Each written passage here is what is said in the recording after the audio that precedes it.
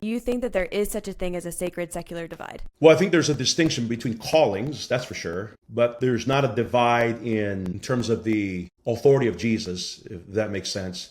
The sacred versus secular split, I think it becomes dangerous when it suggests that one portion of your life belongs to God and others are sort of morally neutral somewhere here in this sphere. I push very firmly against that. I think all spheres must conform to the rule of Jesus Christ. Christ is not Lord over the sermon and then absent from the city council, or he's not Lord over the sacraments and then absent from the kitchen or from the classroom or from the ledger book. He is present over all things. And so I understand the distinction in a more formal setting, but at a practical setting, that distinction cannot exist. All things are sacred. I was talking to one of my boys when I was teaching him to tie his shoes some years ago. And I said, remember, buddy, what you're doing, that God cares about what you're doing. He goes, really? I said, he cares about how you tie your shoes because he cares about your safety. And if you tie your shoes poorly, you will trip over it at some time or another, and you might damage your body. And it's very important that order and decency are not just the kinds of things that are reserved for specific